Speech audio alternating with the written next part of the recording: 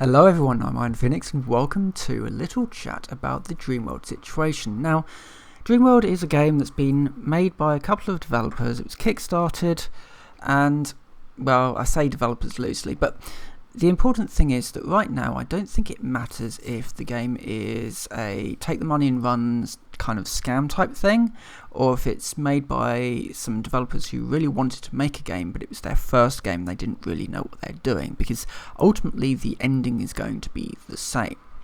The game is not going to be released, or it's going to be released in a state which is not suitable for the general public.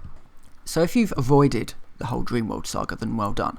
There are much better, more in-depth videos that Kira TV, Josh Strife Hayes and Callum Upton have done. But as a short summary, so the game was kickstarted for about $60,000, which is very low for an MMO, especially with this sort of scale. They want to have 1 million players on a peer-to-peer based system, and it's going to be like this crafting, base building, and it seems to be some kind of pet type thing, like mounts and the like, kind of like your standard MMO but with building involved. Generally, we don't really know what the gameplay loops are, and we'll get to that in a moment, but the interesting thing is that it's a very sort of grandiose style of development. It's trying to create big, impressive things rather than getting the basics down first. So just speaking of basics, if we wanted to make a game, we would first need to identify what the main gameplay loop is going to be.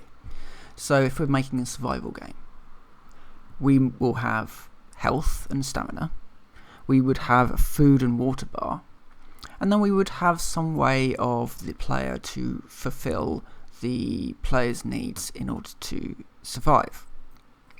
Anything extra, any kind of storyline, that would just be an extra sort of gameplay flow on top of it. But for the purposes of this video, we're just going to imagine a very, very simple survival game. So, as a basic overview, we start in a frozen wasteland in a cave. Okay, so our food and water is slowly dropping. But there's, little food bars and little water rations like in the cave. Fine. That will keep us going for a little while. But sooner or later we are going to have to move out of the cave into the world around us in order to scavenge for food and resources. We might also have a building system in there to improve the cave, or to build housing, some kind of shelter, a fire, in order to cook food. That might also include a hunting mechanic, so we could hunt down bears, for example, and harvest their meat, cook their meat, in order to give us some food back or regain health of some description. That is what I would expect a fairly standard survival gameplay loop to be. As I said, we might have a story in there so that the player can move through a story or some kind of campaign or some kind of tutorial or something in order for them to learn the basics and move to a situation where they are ultimately saved or the game ends. Dreamworld doesn't have this. Its only gameplay loop is, well, killing bears. There is only one way to lose health in Dreamworld right now. That's by being mauled by a bear. But you can only heal through bear meat. So generally the best idea there then would be to not attack bears. Because if you don't attack bears, you're not going to get hurt, and thus you don't need the health. In any kind of game, you would expect to have things like fall damage, damage from players, damage from other mobs, damage from other sources. Standing in fire, for example, could hurt you. Standing in lava or poison clouds or whatever. These are ways that you can make the player injure themselves in order for them to have to take risks in order to gain something in order to survive. Now, I've used the survival mechanic only because I know survival games fairly well. I play a lot of them. But that's not to say that Dreamworld wants to be a survival MMO. I'm just using it as an example. That said, they have shown video clips of crops growing, so there may be in the future some kind of farming mechanic.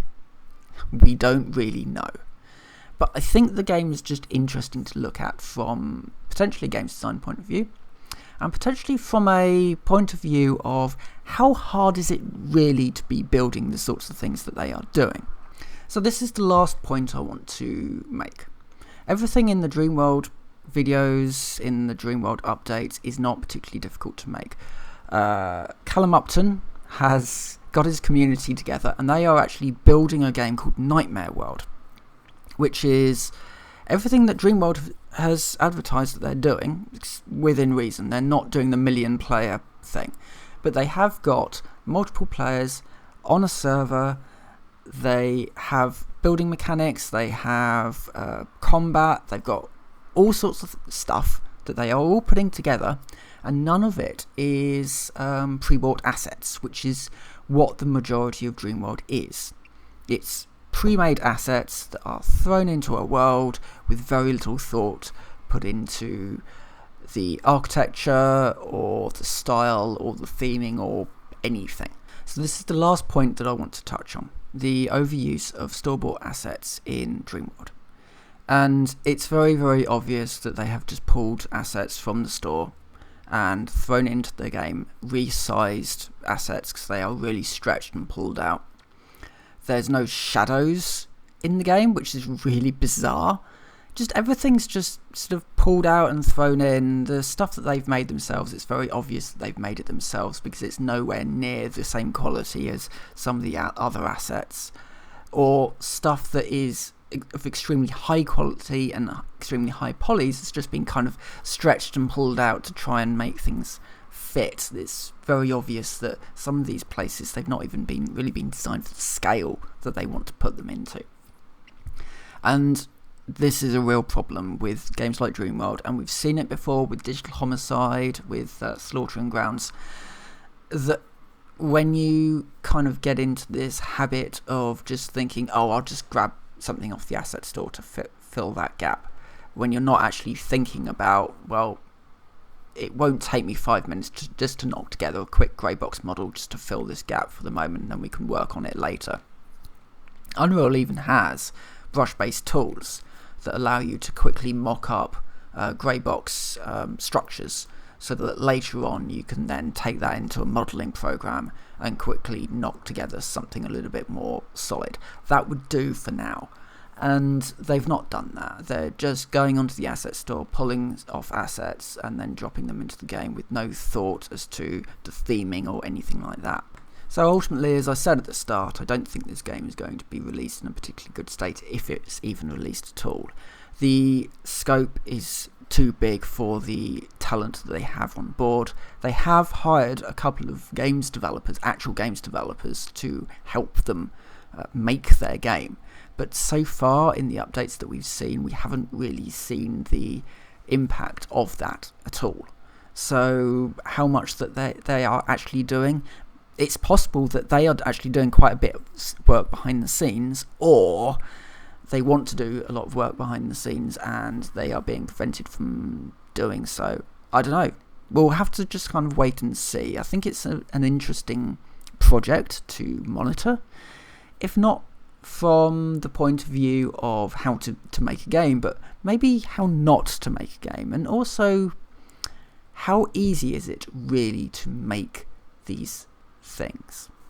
But anyway, I hope this has been informative in some way. I wanted to make some more videos for a little while, so expect some more coming soon. Starbase is certainly on the cards when that's released in 2 days from the time of recording this, so expect to see that coming along shortly. But with that, I will say thank you very much for watching, and I will see you next time.